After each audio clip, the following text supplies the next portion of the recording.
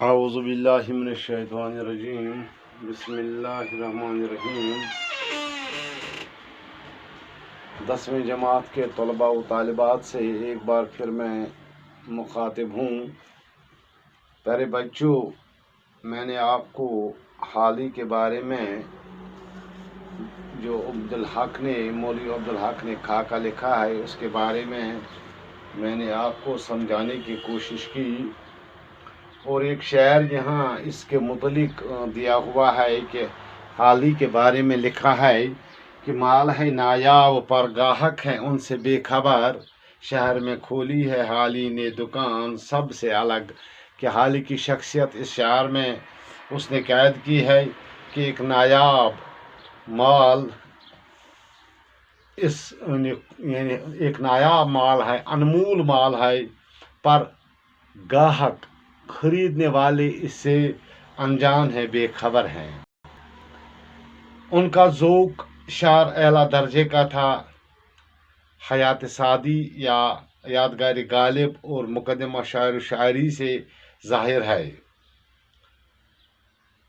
غالب حالی کے بارے میں یہ لکھا گیا ہے کہ وہ انگریزی زیادہ تو جانتے نہیں تھے، انہوں نے ایک دو بار سیکھنے کی کوشش کی لیکن نہ ہو سکا۔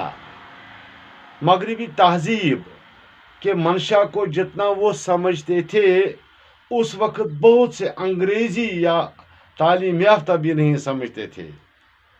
یہ ان میں کوالٹی تھی، ان میں اتنی صلاحیت تھی کہ بنا انگریزی پڑھے لکھے وہ مغربی تہذیب کی منشا کو اچھی طرح سمجھتے تھے۔ ان کا کلام، ان کی تصانیف اس کے شاہد ہیں جو یہ سمجھتے تھے کہ وہ کر کے دکھایا۔ آج بھی سینکڑوں تعلیم یافتہ موجود ہیں، لیکن ان میں سے کتنے ہیں جنہوں نے اس کا عشر بھی کیا ہو، یعنی انہوں نے اس کا 10واں حصہ بھی کیا ہو۔ پھر یہی نہیں، ہمارے شاعروں اور مصنفوں کی طرح وہ بھی بالکل خیالی شخص تھے، جو یہ کہتے تھے اور سمجھتے اس پر عامل بھی تھے۔ فقیر بھی ہو اور عملی بھی ہو، ایسا شاذ ہوتا ہے، تاہم مولانا اپنی بساط کے موافق عملی میدان میں اپنی 2 یادگاریں چھوڑی ہے۔ یہ گویا مولانا حالی کے بارے میں مولوی عبدالحق نے ایک مکمل تصویر ان کی ہمارے سامنے رکھی ہے۔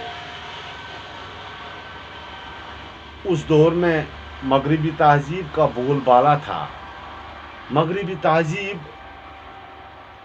کی طرف لوگ کم جاتے تھے اور جانا بھی نہیں چاہتے تھے، مگر حالی اس وقت کے جدید تعلیم کے زبردست حامی تھے اور ان کی اشاعت اور تلقین میں مقدور پر کوشش کرتے رہے۔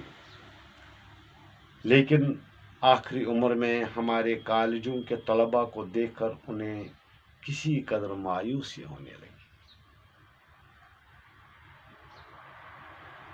آخر میں ان کی 2 بڑی تمنائیں تھیں آخری زندگی میں، ایک تو اردو زبان میں تذکیر و تانیث کے اصول منضبط کرنا، یعنی ترتیب دینا، یہ ان کی ایک خاص مدعا و مقصد تھی، اور ایک کوئی اور بات تھی جو اس وقت میرے ذہن سے نکل گئی ہے۔ یہ فرماتے ہیں کہ میرے ذہن سے وہ نکل گئی تھی۔ اس سبق کا جو لباب جس کو ہم کہتے ہیں یا یہ توضیحات کہتے ہیں، اس توضیحات پر میں تھوڑی سی آپ کو روشنی بتاؤں گا کہ کسی شخص کی زندگی کے حالات کو بیان، کسی شخص کی زندگی کے حالات کو بیان کرنا سوانح حیات کہتے ہیں۔ یعنی کسی شخص کی زندگی کو ज़िंदगी के हालात को बयान करना सवाने हयात कहते हैं। हालात उसकी ज़िंदगी यानी बचपन, जवानी और बुढ़ापा में उसने जो कुछ किया है, अदब से किया हो, किसी और माशी या सियासी जिस रास्ते पर वो गामजन हुआ होगा, हालात को बयाना उसको सवाने हयात कहते हैं। दूसरा, किसी शख्स के साथ मेल जोल से अखज़ किए गए इज़हार ख्याल को खाका कहते हैं।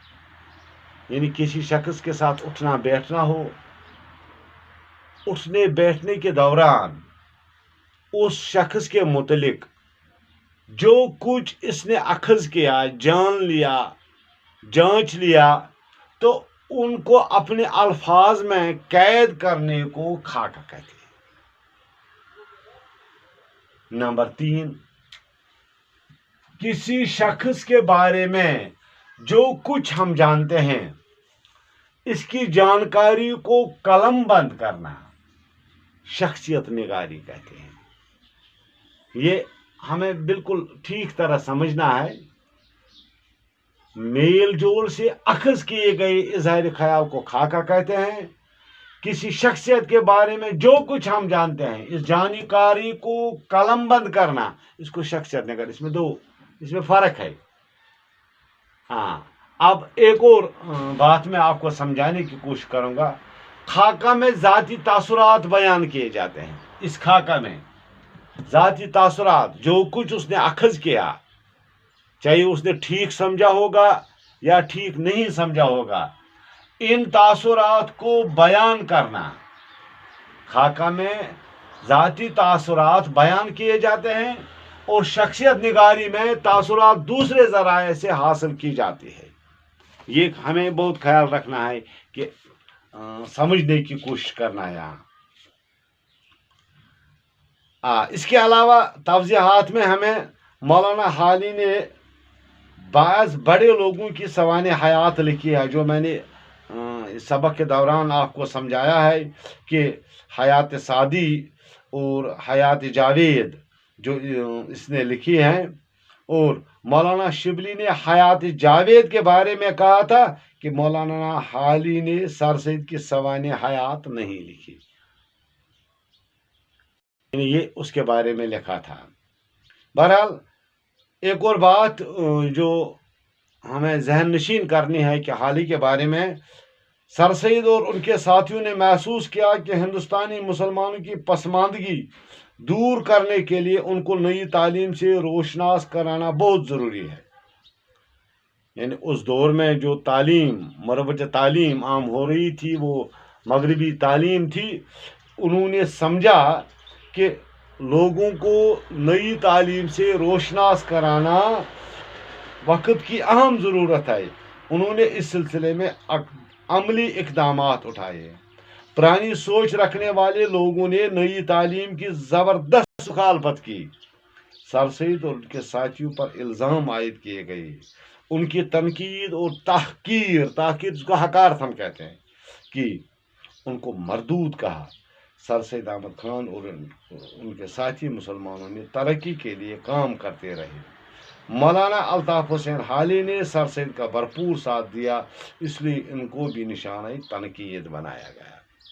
यानी इस सबक में ये भी कहा गया है कि सर सैद अहमद खान ने भी उस वक्त जो मरवज तालीम हो रही थी उसके बारे में बहुत कोशिश की, जद्दोजहद की। हालांकि उनको लोगों के नफ़रत आमेज़ लहजे का सामना भी करना पड़ा, लेकिन वो इससे पीछे नहीं हटे। और सवाल नंबर 3 जो यहाँ मैंने आपको दिखाया है कि कौमी इत्तेहाद के बारे में हाली का क्या ख्याल था, मौलाना हाली अमन मैदान में कौन सी 2 यादगारें छोड़ी, ये मैंने आपको लिखाया है। तीसरा यहाँ खाका निगारी, सवाने निगारी, शख्सियत निगारी, ये तीनों आपके सामने मैंने 3 सवाल रखे। और इसके अलावा मंदरजा झेल बयानात के सबूत पर सबक में एक एक वाक़ा तलाश करके लिखिए। मैंने शायद आपको लिखाया कौन कौन वाक़ा है, میں نے آپ کو لکھایا یہاں. اگر آپ نے پہلے 2 سبق ٹھیک طرح سے دیکھے ہوگے تو میں نے آپ کو ایک ایک کر کے وہ لکھایا. اس کے علاوہ یہ سوال مولانا حالی شہرت اور خود نمائی پسند، یہ میں نے آپ کو بتایا.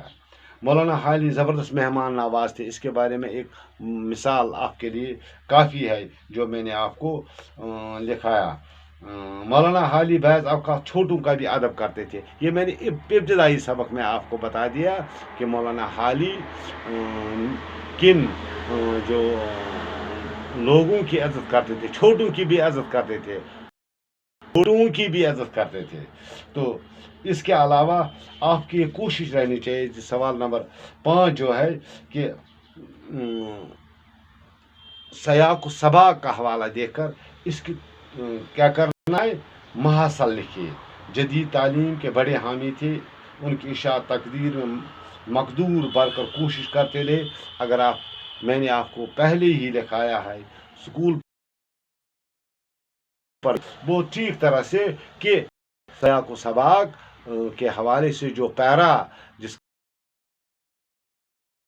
کا ہے کیسے لکھایا جاتا ہے آپ کی چاہیے. اس کے علاوہ سوال نمبر 6 ہے، یہاں خالی جگہیں پر کیجیے. کتابیں، قلم، بات، رات. یہ شاید میرے خیال میں آپ کو سمجھانے کی بھی ضرورت نہیں ہے، کیونکہ آپ انشاءاللہ الرحمن اس کے بارے میں ٹھیک طرح سے جانتے ہو. پیارے بچوں، اس کے علاوہ یہاں کچھ ایسے تذکیر و تانیث ہمارے سامنے ہیں جو آپ کو سمجھانے کی ضرورت ہے. اگر اللہ نے چاہا اس کے علاوہ اس کے بھی اور کچھ سوال یہاں دیے ہوئے ہیں، کل میں ان کو لکھاؤں گا بھی. اور جو یہ تذکیر و تانیث جو ہمیں جملوں میں استعمال کر کے دکھانی ہے، کل میں انشاءاللہ آپ کو یہ دکھاؤں گا. باقی السلام علیکم.